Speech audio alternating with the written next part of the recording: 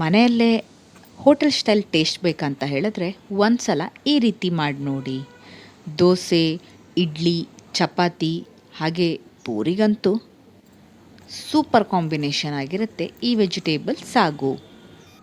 ಫಸ್ಟಿಗೆ 1 ಕಪ್ ಆಗುವಷ್ಟು carrot, beans, cauliflower ಹಾಗೆಯೇ ಆಲೂಗಡ್ಡೆನ ಬೇಯಿಸ್ಕೊಳ್ಬೇಕು. ನೆಕ್ಸ್ಟು ಮಸಾಲೆಗೆ ಚಕ್ಕೆ, ಏಲಕ್ಕಿ, ಲವಂಗ, 1 ಸ್ಪೂನ್ ಆಗುವಷ್ಟು ಜೀರಿಗೆ, 1-2 ಸ್ಪೂನು ಪುಟಾಣಿ, ನೆಕ್ಸ್ಟು 1 ಸ್ಪೂನ್ ಆಗುವಷ್ಟು ಗಸಗಸೆ ಹಾಗೆ 1 ಸ್ಪೂನ್ ಆಗುವಷ್ಟು ಸೋಂಪನ್ನ ಹಾಕ್ಕೊಂಡು ಮಿಕ್ಸರ್ ಗ್ರೈಂಡರ್ಗೆ ಹಾಕ್ಕೊಳ್ಬೇಕು.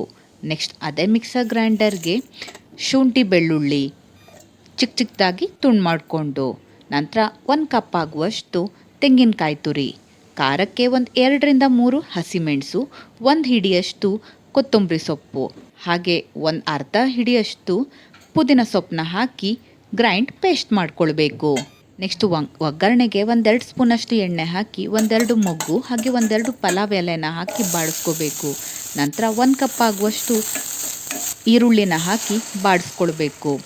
ಅದು ಕಲ್ಲರ್ ಸ್ವಲ್ಪ ಲೈಟ್ ಆದಮೇಲೆ ನಾವು ರುಬ್ಕೊಂಡಿರುವಂತಹ ಮಸಾಲೆನ ಹಾಕಿ ಕುದಿ ಬರ್ಸ್ಕೊಳ್ಬೇಕು.